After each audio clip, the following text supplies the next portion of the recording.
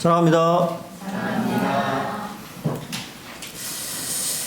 오늘은 이방인 형제들에게 보내는 편지라고 하는 제목으로 말씀을 같이 교제하기 원합니다. 본문 말씀은 사도행전 15장 22절로 35절.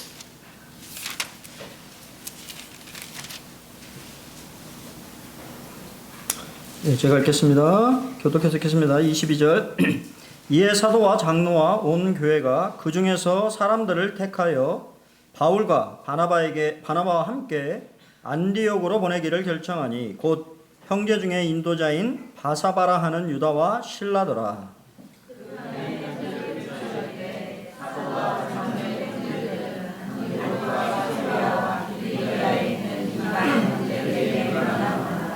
들은즉 우리 가운데서 어떤 사람들이 우리의 지시도 없이 나가서 말로 너희를 괴롭게 하고 마음을 혼란하게 한다 하기로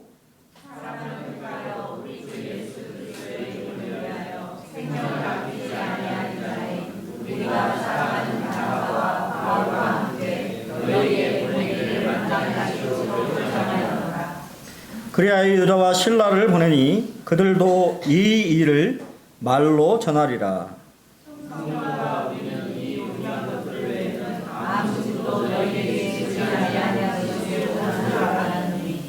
우상의 제물과 피와 목매어 죽인 것과 음행을 멀리할지니라. 이에 스스로 삼가면 잘 되리라. 평안함을 완언하라 하였더라.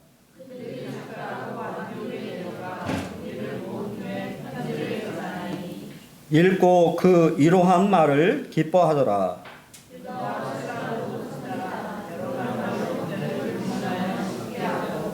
얼마 있다가 평안히 가라는 전송을 형제들에게 받고 자기를 보내는 사람들에게로 돌아가되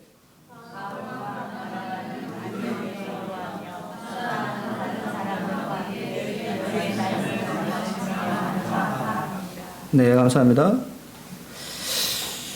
방금 우리가 본문 말씀을 읽었는데요. 제가 질문 하나 드려보겠습니다. 읽었던 말씀, 본문 말씀에 가장 많이 나온 단어 뭘까요?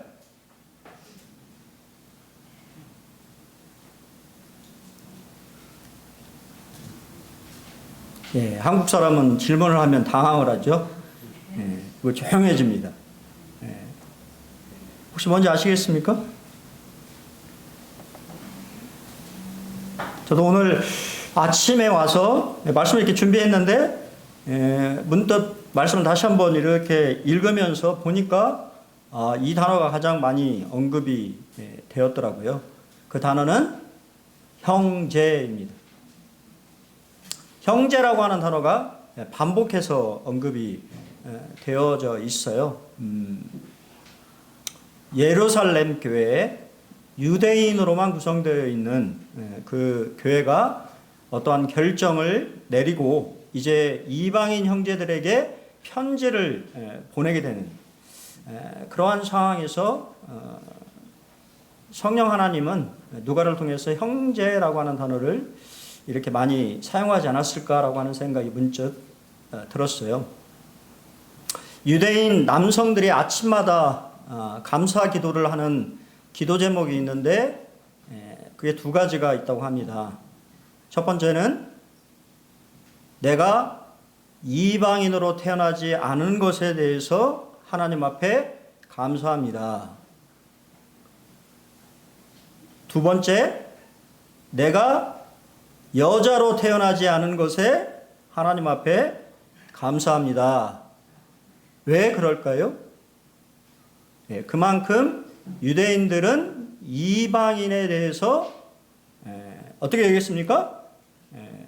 아주 천시한 또 성경 말씀대로 하면 뭔가 좀 개 같은 아주 천한 자신들과 다른 그러한 사람들로 생각했다라고 하는 거예요. 그리고 본인들이 하나님의 백성, 유태인이라고 하는 하나님의 백성이라고 하는 선민의식을 기본적으로 가지고 있었던 사람들이 그 낮춰버리고 어떻게 보면 차별과 멸시를 이렇게 생각했던 그 이방인들에 대해서 형제라 불렀다라고 하는 것은 그만큼 엄청난 일이라고 하는 것입니다. 그걸 조금 생각을 해보시면 좋을 것 같아서 좀 말씀을 먼저 좀 드렸어요. 저는 이 편지를 좀 생각해 보면서 그 편지의 내용보다 먼저는 편지에 담겨 있는 형제들의 마음을 좀 보기를 원했어요. 그게 뭐였냐면 양보의 미덕을 배우다. 영국의 시인이자 교육자인 사무엘 존슨이라고 하시는 분이 이런 말씀을 하셨습니다. 상호의 양보 없는 사회 속에 인간은 공존할 수가 없다. 우리나라 사회가 지금 그런 모습이지 않은가라고 하는 생각을 하게 돼요. 양보도 없고 타협도 없는, 그냥 갈등만 있는. 그래서 다음에 어떤 분이 이 나라의 대통령이 됐을지는 모르겠으나 타협할 줄 알고 양보할 줄 아는, 그래서 사회가 통합되어지는, 갈등들이 치유가 되어지고 또 그러한 사회가 되었으면 참 좋겠다라고 하는 생각을 저 개인적으로도 해보게 되고, 또 그러한 기도가 또 되어지기도 합니다. 우리 성도님도 그러한 기도하시죠? 그러한 것보다 사회가 이렇게 통합하고 양보하고 갈등을 치유할 수 있는 그러한 대한민국이 되었으면 참 좋겠다라고 하는 생각을 개인적으로 하게 됩니다. 예루살렘 교회 공회가 결정을 해서 그 결정에 이렇게 편지로 답을 했는데, 그 결정에는 두 가지 부분이 이렇게 언급이 되어 있어요. 그것은 구원의 교리적인 결정입니다. 우리가 잘 아는 것처럼 예루살렘 공회회의가 모였던 이유가 뭐냐면, 어떤 사람들이 예수 그리스도를 믿는 믿음에다가 뭐를 첨가했습니까? 할례를 받아야 된다라고 하는 율법을 첨가했기 때문에 문제가 생기기 시작을 했고, 그 문제를 안디옥 교회는 바울과 바나바를 통해서 예루살렘 교회에 있는 사도들과 또 형제들에게 이 구원의 문제, 믿음의 문제에 대해서 확실하게 답을 해달라라고 하는 그러한 이야기를 했다고 하는 것이 이제 우리 시작 부분이었잖아요. 그래서 결론은 뭐였냐? 오직 예수 그리스도를 믿음으로, 그렇죠? 다른 것이 있다 없다? 없다.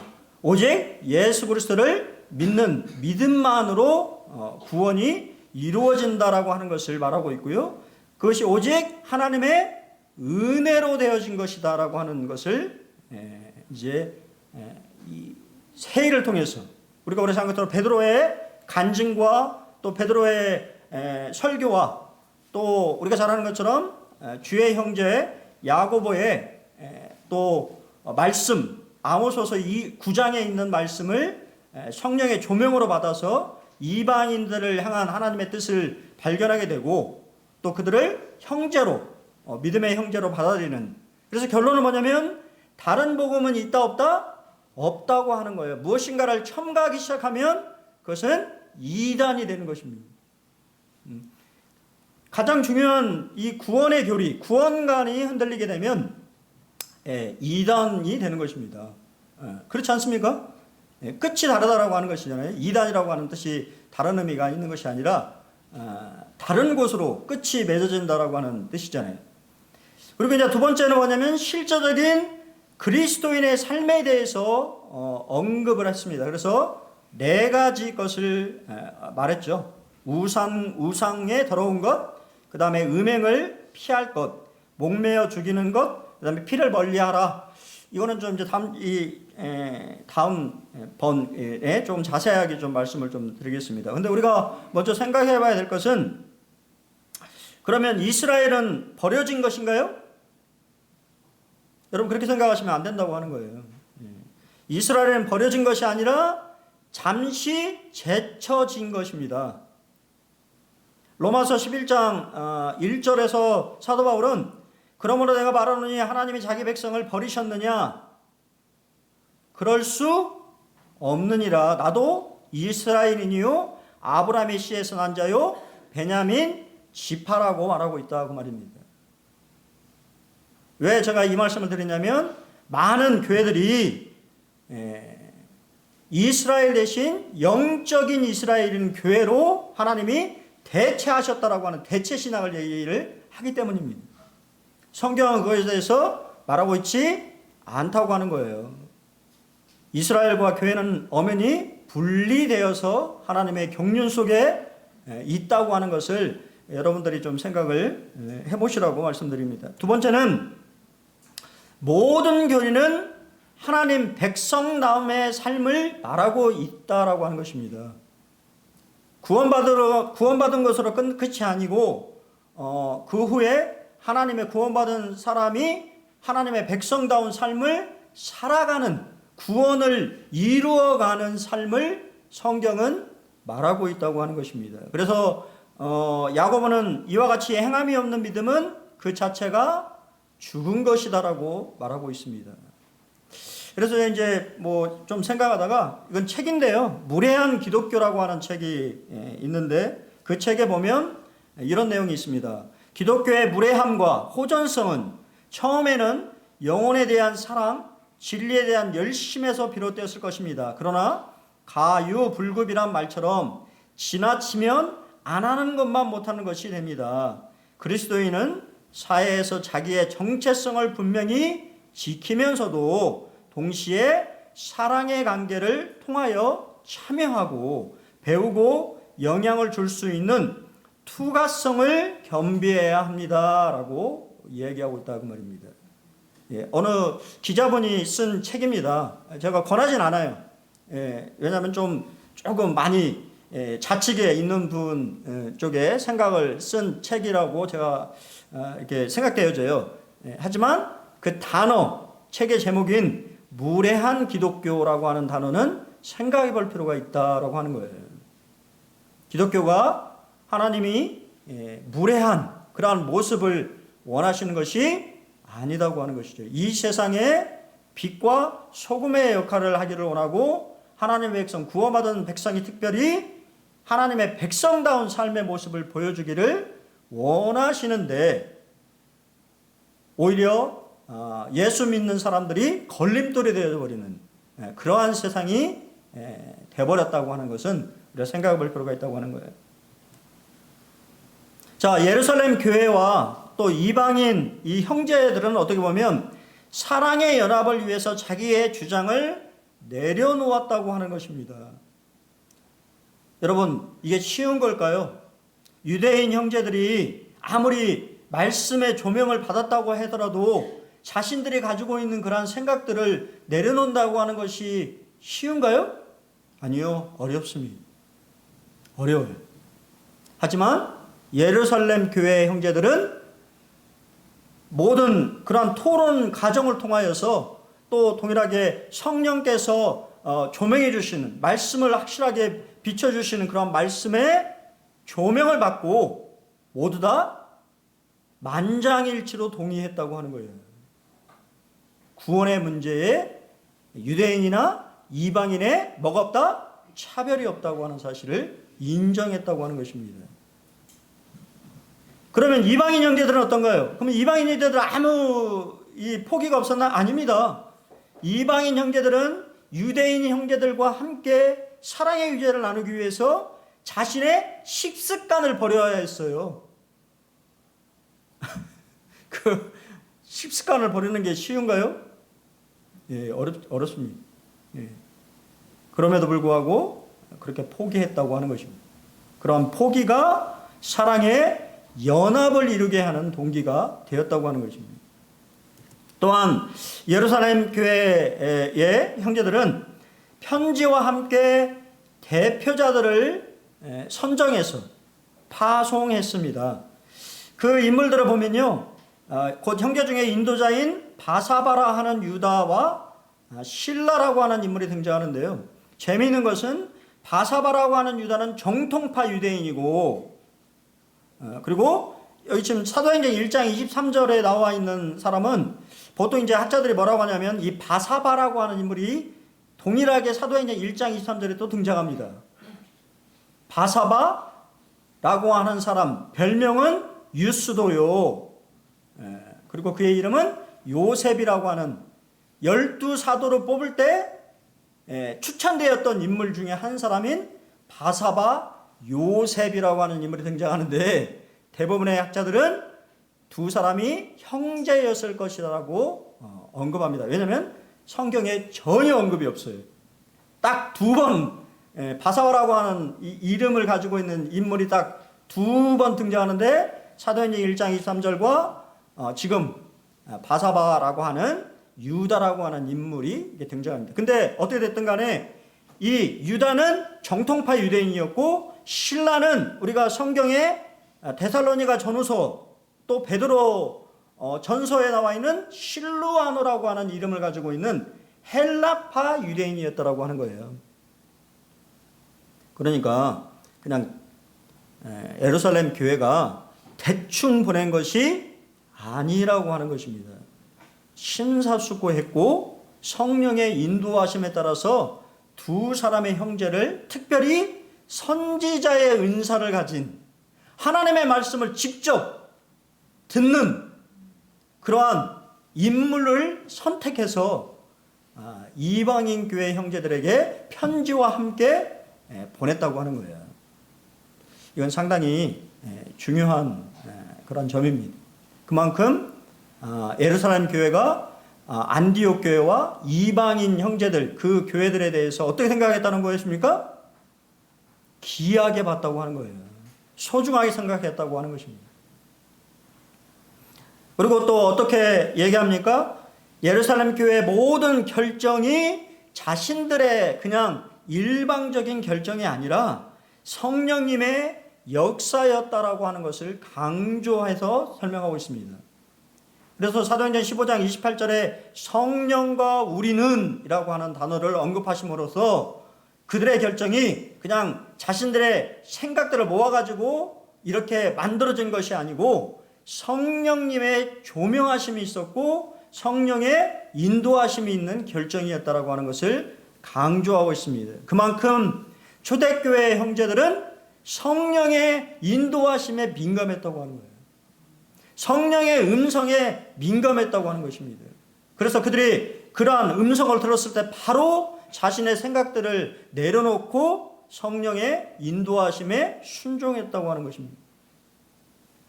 자, 그러면 편지의 내용을 좀 우리가 살펴보기를 원합니다. 사실 편지의 내용은 식탁의 교제를 위한 규례들이에요. 뭐 이게 식탁의 규례 이게 왜 우리는 이제 우리가 다 분리되어 있잖아요. 만찬 예배가 분리되어 있고 그 다음에 말씀을 듣고 그 다음에 뭐 합니까? 애찬을 하잖아요. 근데 초대교회는 그렇게 하지 않았다고 하는 것이죠. 고린도서 11장에 보면 주님의 만찬에 대해서 언급하면서 먹는 문제가 있었다라고 하는 것을 언급하는데요. 여기 이 말씀을 자세히 보시면 초대교회는 주님의 만찬을 행하기에 앞서서 사랑의 교제인 식사를 먼저 행했어요. 애찬을 먼저 행했습니다. 애찬을 하면서 나중에 주의 만찬으로 이어졌어요. 근데 그러다 보니까 문제가 발생하기 시작을 했다고 하는 거예요. 어떤 문제가 발생했을까요? 부자인 형제들은 자신들의 이 부를 가시하기 위해서 많은 음식들을 가지고 와서 어떻게 했을까요? 나눠 먹는 것이 아니고 참 먹는 거 아주 그렇죠. 그냥 먹어버리는 형제들을 기다리지 않고 자신의 부와 그런 것들을 가시하는 가난한 형제는 빵 부스러기를 가져와서 그것도 못 내미는 그러한 형상들이 어디에? 고린도 교회에서 발생되기 시작했다 그 말입니다. 그런 가운데 주의 만찬이 제대로 됐겠습니까? 사랑의 교제 가운데 그 충만함으로 주님의 만찬을 이렇게 나가야 되는데 그 안에 이 차별과 뭔가 이 부끄러움과 여러 가지 이 다양한 감정들이 섞여 있다고 하면 주님의 만찬이 제대로 이루어지겠냐고요. 그거에 대해서 얘기했다고 하는 거예요. 이런 점을 여러분 생각을 하시고 이 말씀을 들으셔야 된다고 하는 것입니다. 첫 번째, 우상의 더러운 것을 멀리하라. 근데 우상의 더러운 것이라고 20절에 말하고 있는데 29절에는 우상의 재물을 멀리하라고 얘기를 하고 있다고 하는 거예요. 사실 여기서 말하고 있는 네 가지의 이 것들은요, 사실 엄밀히 말하면 종교적입니다. 한 가지 종교적인 것과 다 연관성이 있는 행동이에요. 그냥 우리가 일상적으로 우리는 그렇지 않기 때문에 그렇습니다만 이 편지를 받고 있는 이방인 형제들은 이것이 상당히 종교적인 문제라고 하는 것을 다 인식하고 있다고 하는 거예요. 왜냐하면 이방신에게 뭐를 드리죠? 제물을 드리잖아요. 제물을 드릴 때 우리가 말한 대로 이 우상에 바쳐진 제물이 당연히 좋은 걸 쓰겠어요? 안 좋은 걸 쓰겠어요? 좋은 거. 최상품의 이 품질의 고기들이 드려졌는데 그것들이 시장에 풀린다고 말입니다. 시장에. 그러면 그것이 유대인들이 그것을 먹을 수 있어요? 없어요? 먹을 수 없습니다. 우상의 제물에 드려진 거기 때문에. 한 한국 선교사분 부부가 이스라엘에 이렇게 선교 사역을 했는데요. 너무 돼지고기가 먹고 싶어가지고, 이스라엘에 이게 살다 보면 퍽퍽하거든요. 소고기가 퍽퍽하고, 이 한국 음식 그립잖아요. 그러다 보니까 이제 너무 돼지고기가 먹고 싶어가지고, 이제 이게 누트가 있대요. 이게 그 정육점이 돼지고기를 살 수 있는 그 정육점이 있다고 합니다. 그래서 몰래 가가지고 주인한테 돼지고기를 좀 달라고 하니까 돼지고기를 이렇게 줬대요. 그래서 신나게 너무 냄새가 좋고 해갖고 신나게 막 구워 먹었대요. 근데 당황스럽게도 너무 신나게 구워 먹다 보니까 이 소고기를 구울 때는 그렇게 냄새와 연기가 안 났는데 돼지고기는 엄청나게 냄새가 나고 연기가 엄청 났다고 합니다. 그래갖고 맛있게 잘 먹고 그렇고 있었는데 그 다음날 아침에 눈을 떠서 집 밖에 대문 밖으로 나갔는데 무슨 일이 벌어졌을까요? 담벼락에 달걀이 엄청나게 누군가가 달걀을 던져가지고 혐오하는 것이죠. 유대인들은 그 냄새만으로도 싫어하는 것입니다.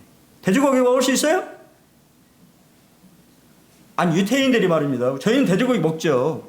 유대인들 말씀드리는 거예요. 순간 당하시면 안 됩니다. 유대인들은 돼지고기를 먹을 수 없어요. 부정한 동물이거든요. 그러면 성경에서 이런 우상을 멀리한 것에 대한 혹시 인물 기억나십니까? 기억나세요? 다니엘과 세 친구. 다니엘과 세 친구 기억나시죠? 포로로 잡혀갔을 때 바벨론 왕은 그 바벨론의 방식, 세상의 방식을 강요했습니다. 당연히 포로로 잡혔으니까 그들의 방식을 따라야 되는 것이 너무 당연한데 다니엘과 세 친구는 죽기를 각오하고 우리는 그럴 수가 없다고 얘기를 했습니다. 왜냐하면 그들에게 제공된 고기와 음식은 모두 다 누구에게 드려진 거예요? 바벨론에 있는 우상에게 드려지고 남겨져 돌아온 음식들이었기 때문에 그러한 음식을 먹을 수가 없었던 것입니다. 그래서 이 다니엘과 세 친구는 뜻을 정해서 왕의 음식과 마시는 포도주를 먹지 않겠다고 얘기하고 환관장에게 도움을 이렇게 그런 사정 얘기를 했습니다. 근데 참 놀라운 것은 하나님이 피할 길을 주셨다고 하는 것이, 하나님이 그 환관장에게 은혜와 긍휼을 얻게 하셨습니다. 그리고는 이 환관장도 그렇게 결정했지만 왕의 명령이기 때문에 테스트를 해본 것이죠. 우리가 그 결과를 알죠? 믿음과 순종의 보상은 원수라도 화목하게 만드는 것입니다. 그렇게 열흘 후에 고기를 주지 않고 채소만 먹었는데, 요즘은 채식주의가 유행하니까 뭐 열흘 채소 먹는 거 뭐 그렇게 하겠습니다만, 아마 그 당시에는 좀 그랬던 것 같아요. 고기를 먹어야 좀 얼굴이 윤기가 있고, 그렇죠. 좀 기름기가, 고기를 먹으면 좀 기름기가 있잖아요. 그래서 기름기가 좀 있어야 얼굴에 빛이 났는지 어떤지 모르겠습니다만, 이쪽은 고기를 열심히 먹었고, 우리 다니엘과 세 친구는 채식주의를 가져서 먹었는데, 결과가 어떻게 됐어요? 채식만 했던 다니엘과 세 친구가 그들의 얼굴이 더욱 아름답고 살이 더욱 윤택하여. 제가 이 말씀 드린 것은 채식을 하라는 말씀은 아닙니다. 채식이 건강에 좋긴 하지만 골고루 균형 있게 먹는 게 중요하지. 하나님이 그들이 하나님의 말씀을 순종하자는 그러한 마음을 가지고 믿음으로 순종했을 때 하나님은 그에게 보상하셨다라고 하는 것을 말씀드리고자 하는 것입니다. 두 번째, 음행을 멀리하라라고 되어 있습니다. 자, 이것도 마찬가지로 종교적인 것과 관련이 있어요. 그 당시 때 우리가 고린도 지역에는 아프로디테라고 하는 신전이, 저기 혹시 나중에 성지순례 가시면 보실 수 있는데요. 그 높이에, 우리 가셨나요? 동영제 고린도? 아프로디테 신전? 산꼭대기에 가장 높은 곳에 위치했는데요. 비너스 신전이라고도 하고 여러 가지 다른 이름으로 불리기도 하는데요. 이 신전에는 1,000명의 여사제들이 있었는데 다 매춘부들이었습니다. 이 아프로디테, 비너스, 이 나중에 혹시 이제 대학에 가셔보면 이 종교 제의라고 하는 것이 다 성적인 행위를 통해서 신에게 돌아댄다라고 하는 그러한 생각들이 이방 종교의 기본적인 생각이에요. 그것이 바로 바할과 아세라도 마찬가지입니다. 다 마찬가지예요. 그러니까 종교 행사에 참여한다라고 하는 것은, 그것은 결국 뭐를 하는 거예요? 성적인 그러한 간음을 행하는 것입니다.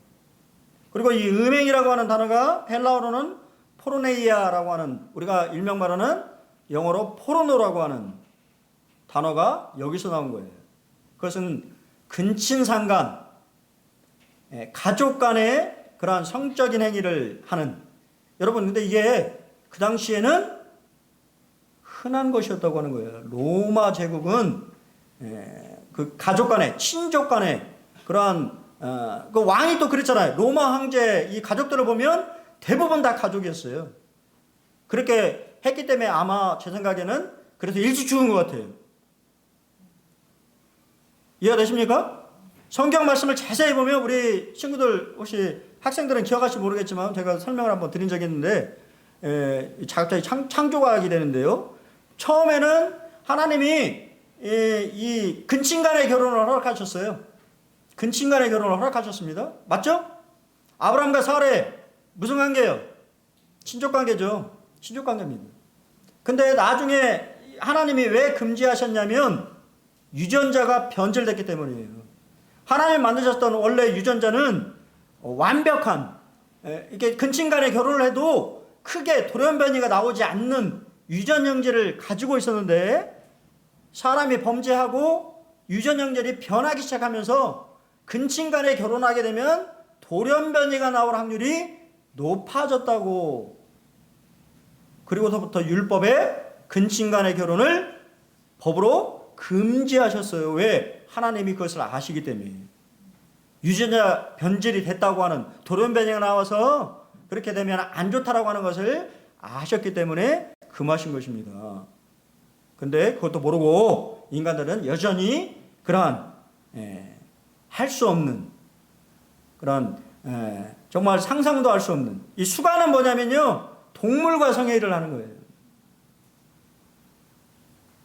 로마 제국이 타락한 이유 중에 하나도 이러한 것입니다. 그리고 동성애, 그것이 흔했다고 하는 것입니다. 그 대표적인 도시가 어디냐면 고린도였어요. 그래서 고린도의 말씀을 보면 계모를, 한 형제가 계모와 그러한 성적인 접촉을 해서 그를 쫓아내라고 하는 강한 어조로 말하고 있는 것입니다. 그게 요즘 문화라고 하는 것이죠. 그 당시. 요즘은 안 그런가요? 요즘은 안 그런가요? 요즘도 마찬가지라고 하는 것이죠. 같이 한번 읽어보겠습니다. 데살로니가전서 4장 3절 같이 읽겠습니다. 시작. 하나님의 뜻은 이것이니 너희의 거룩함이라 곧 음란을 버려라고 성경은 말하고 있습니다. 세 번째는 당신이 짐승을 제물로 바치려면 짐승을 잡아야 되는데 목매어 죽이지 말라고 성경은 얘기합니다. 왜 그랬을까요? 교살, 목을 매서 짐승을 죽이면 그 몸속에 피가 응고되어서 남아 있기 때문에 사람의 몸에 좋지 않습니다. 사실은 우리는 모르잖아요. 동물이 어떻게 잡는지 모르기 때문에. 그래서 이 유대 코셔라고 하는 유대 이 도축법에 의하면 동물의 그러니까 칼잡이에요. 그분들이 동물의 동맥만을 한 번에 죽이도록 되어 있어요. 동맥을 한 번에 끊는 거예요. 왜 그럴까요? 동물의 숨통을 단번에 끊어 도살해야 하는 이유가 있습니다. 그것은 바로 하나님의 자비하심과 인간의 잔인성 때문이에요. 여러분, 하나님은 사람만 창조하신 것이 아닙니다. 동물도 하나님의 창조물이에요. 동물을 함부로 다루시면 안 돼요. 여러분, 동물을 함부로 학대하거나 동물을 함부로 막 그렇게 다루시면 하나님의 마음이 아프십니다.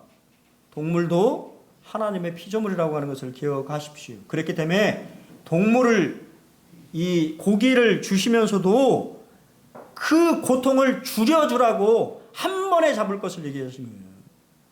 그래서 전문가, 동맥만을 끊을 수 있는 전문가가 아주 깨끗한 장소에서 죽이는 것입니다. 도축을 하는 거예요. 그것이 바로 코셔입니다. 코셔는 할랄, 우리가 일명 말하는 이슬람 교도들이 가장 이 거룩하고 정결하다는 방식으로 잡는 할랄보다 이슬람 교도들이 할랄보다 더 높이 이 정결한 제물로 정결한 것으로 삼는 것이 유대인들이 잡는 코셔식 도축법이에요. 목매어 죽인 고기는 왜 해로운가요? 목매어서 잡은 동물은 스트레스의 호르몬인 코르티솔이라고 하는 호르몬이 분비되고요. 분노의 호르몬인 노드아드레날린, 이 노드아드레날린은 독사와 보고의 독에서 나오는 것과 유사한 독성분이에요.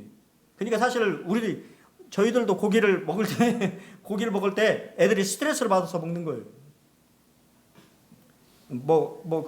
그건 아시고 드시라는 거예요. 그리고 공포의 호르몬인 아드레날린이 분비돼서 경직이 된 상태에서 일반적으로 동물들이 이렇게 한다고 하십니다. 그래서 여기 2016년도에 글로벌 뉴스에 이렇게 나왔어요. 페이스북의 창시자인 저커버그도 찾는 코셔푸드는 뭐길래? 제가 좀 찾아보니까 또 이 저커버그는 그래서 또 본인이 직접 잡는다네요. 그 기사에 보니까 이 코셔 이 방식으로 한 번에 동맥을 잘라가지고 자기가 먹는 동물을 이 고통 없이 이 한 번에 잡아가지고 아주 건강한, 그러니까 여기서 말하고 하는 거는 그만큼 건강한 음식이라고 하는 거예요. 하나님이 고통을 최대한 줄이고 그런 마음을 좀 아시라고 말씀드리는 것입니다. 이스라엘에 맥도날드가 있는데요. 그 맥도날드에는 치즈버거가 없습니다.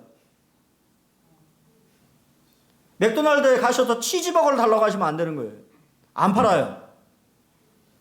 유태인들은 치즈버거를 안 먹습니다. 왜 안 먹냐면 너는 염소 새끼를 그 어미의 젖으로 삼지 말지니라라고 하는 율법을 학대해서 이 생각하게 돼요. 이게 이 말씀이 무슨 말이냐면 하나님의 자비가 있는 거예요.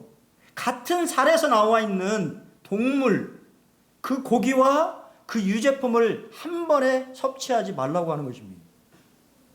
왜요? 불쌍하니까. 그래서 치즈버거가 없어요.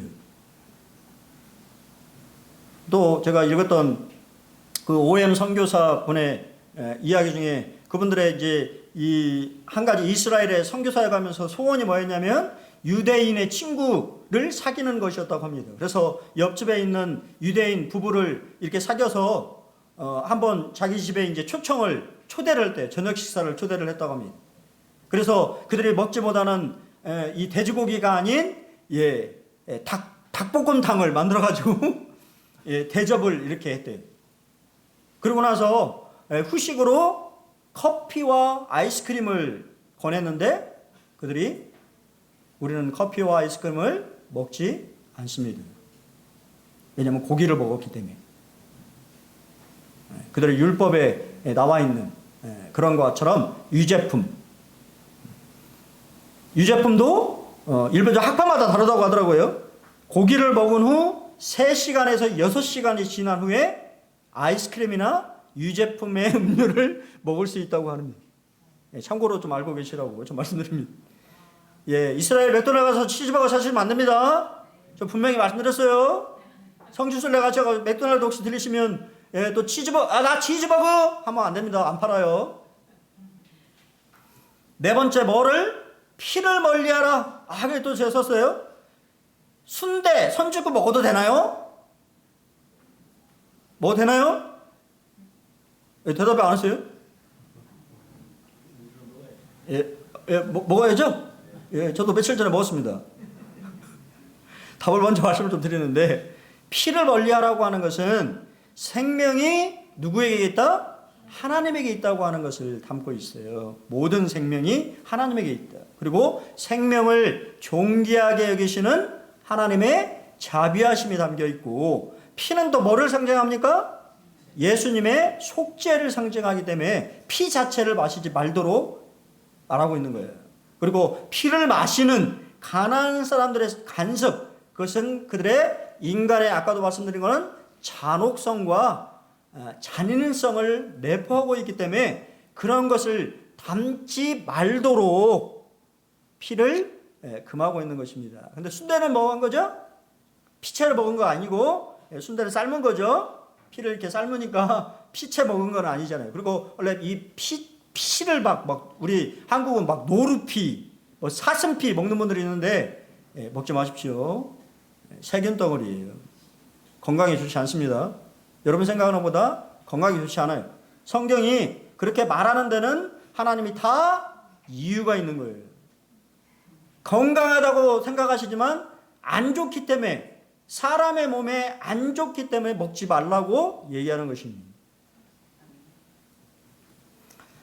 우상에 바쳐진 음식을 먹는 일에 대해서 고린도 전서에 8장부터 11장까지 언급하고 있어요. 8장에서는 사랑으로 그리스도인의 자유를 뭐라고요? 조절하라. 그리스도인은 뭐든 먹을 수 있습니다.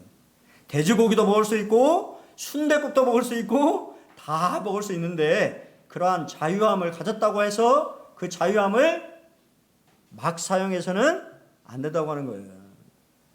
이해가 되시죠?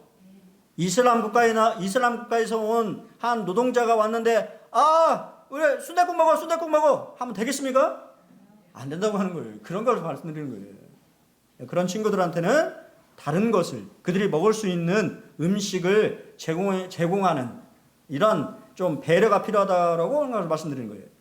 9장에서는요, 그리스도의 자유를 기꺼이 포기하라고 하는 거예요. 왜? 더 많은 사람들을 구원하기 위해서. 우리가 그렇게 하는 이유는 내가 먹을 수도 있지만 그러한 사람들을 배려하라고 하는 거예요.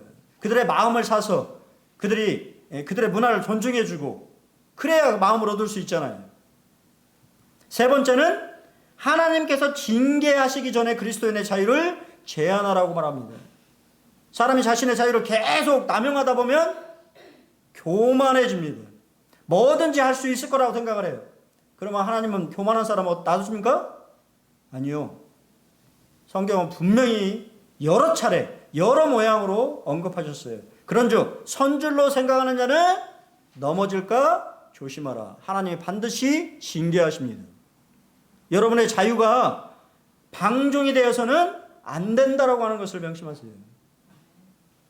네 번째는 다양한 상황에 적합하게 행동을 조절하라라고 하는 것이에요. 그래서 모든 것이 가하나 모든 것을 할 수 있어요. 그리스도인은 모든 것으로부터 자유롭습니다. 하지만 모든 것이 덕을 세우는 것은 아니다고 하는 거예요. 그리고 자신의 유익을 구치 말고 누구의 유익을 구하라? 남의 유익을 구하는 것이 성숙한 그리스도인의 모습입니다. 또 하나님의 영광이 되는가 생각해 보라고 하는 거예요. 옛날에 우리 성도님들 어떻게 생각하실지 모르지만 옛날에 어떤 한 형제님이 어떤 가게를 여신다 하는데 그 가게가 술집입니다. 맞나요? 여러분 어떻게 생각하세요? 하나님의 영광이 됩니까? 술을 많이 팔아야 매상이 많이 오르잖아요. 그래서 장로 형제님이 하지 말도록 덕이 안 된다. 하나님의 영광이 되지 않는 것 같다. 다른 사업을 좀 하시면 어떻겠냐. 이렇게 권면을 했던 기억이 납니다. 무엇인가를 선택을 할 때 그것이 하나님의 영광이 되는지 하나님의 영광을 가리는지를 생각해 봐야 된다고 하는 것이죠. 마지막은 그러한 선택이 많은 사람들의 유익을 구하는 일인지를 생각해 보라고 하는 거예요. 결론을 좀 말씀드리면 그리스도인은 각 문화권의 식문화를 존중하되 먹는 것으로부터 뭐합니까? 자유합니다. 그러나 다른 문화권의 사람들을 위해 자유에 대한 뭐가 필요하죠? 절제가 필요하다고 하는 것입니다. 예. 안디옥 교회, 이 교회가 이제 사도들의 편지를 받게 됩니다. 편지는 이방인 형제들의 크나큰 안심이 되었습니다. 당연히 그러겠죠. 오직 예수 그리스도를 믿음으로 구원받는다는 것을 확증해 주었기 때문이에요. 이방인 성도들이 더 이상 할례를 받을지 말지 고민할 필요가 있습니까? 없습니까? 없다고 하는 거예요. 최종 확정을 얘기해 준 거예요. 너희가 더 이상 그러한 것에 얽매일 필요가 없다. 오직 예수 그리스도를 믿음으로 구원받는다라고 하는 것을 그 편지가 확정해 줬습니다. 배려받는 사람의 기쁨은 배려하는 사람의 기쁨으로 돌아갑니다. 맞습니까? 내가 배려를 받으면 당연히 그 배려를 한 사람들이 당연히 배려받은 사람들이 어떻게 행동하겠어요? 너무 기뻐하며 주님을 잘 섬기겠죠. 그러면 그것이 결국은 배려한 예루살렘 교회 형제들에게도 큰 위로가 되었을 것입니다. 한쪽만 위로가 되는 것은 아니라고 생각이 되어져요. 예루살렘 교회 편지의 말은 위로의 말이었습니다. 위로의 말. 근데 그 위로의 말은 다른 말로는 겉면이라고 되어 있어요. 요즘은 겉면하기가 어려운 시대라고 얘기하죠. 장로들이 겉면 안 합니다. 겉면 잘 못한대요. 왜? 겉면하면 힘들어요. 성도들이 받지 못하고 겉면을 왜 합니까?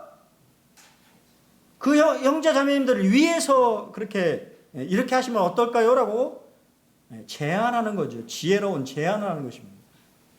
근데 그런 거에 대해서 별로 듣지 않죠. 그때도 말씀드린 것처럼 이미 다 결정해서 통보합니다. 상의를 하는 것이 아니라 통보하죠. 그러면 안 되는 것입니다. 그러면 안 되는 거예요. 시작이 저는 오늘 22절 말씀이 참 눈에 들어왔어요.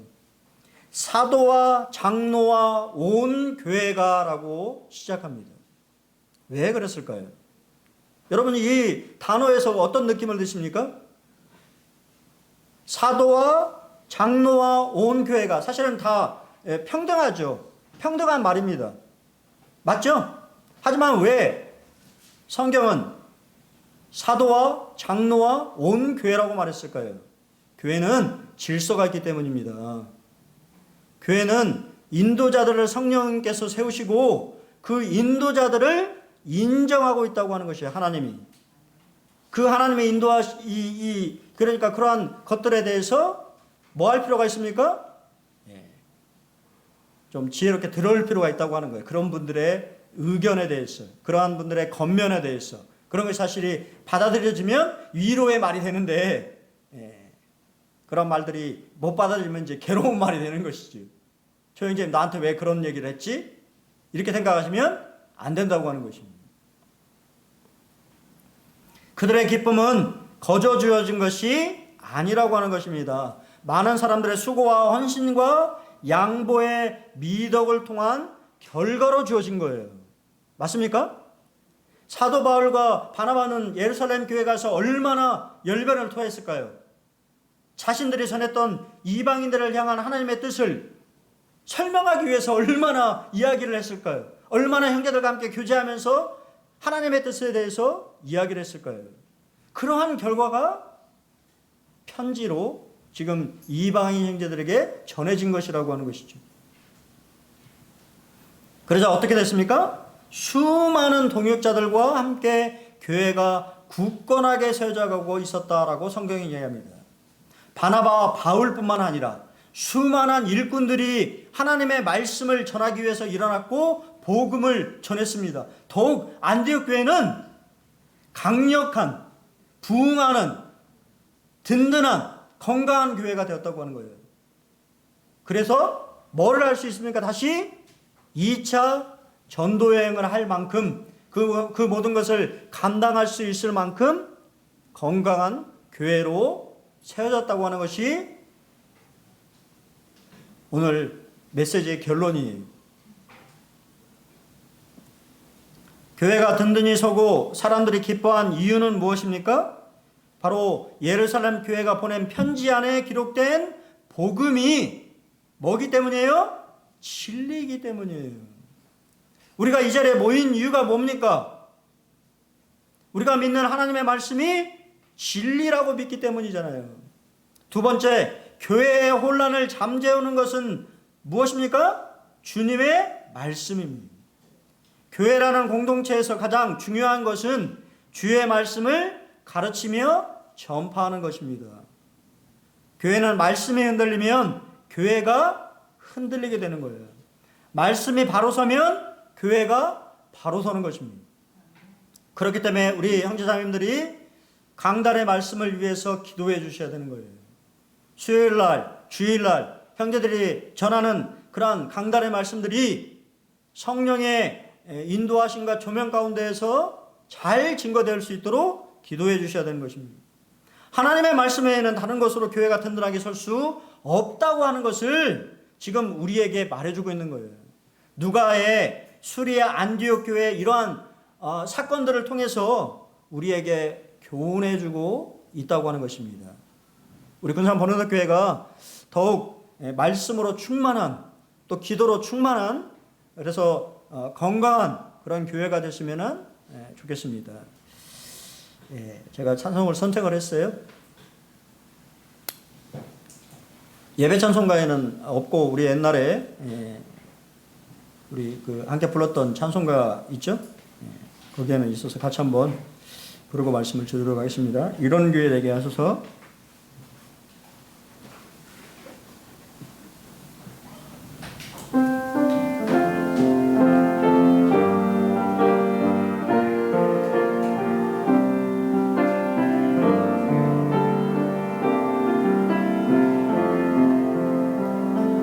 진정한 예배가 숨쉬는 교회, 주님이 주인 되시는 교회, 믿음의 기도가 쌓이는 교회 최고의 찬양을 드리는 교회 말씀이 살아 움직이는 교회 성도의 사랑이 넘치는 교회 섬김과 헌신이 기쁨이 되어 열매 맺는 아름다운 교회 주님의 마음 닮아서 이웃을 사랑하는 교회 주님의 영광을 위해서 빛 대신 주님 전하는 교회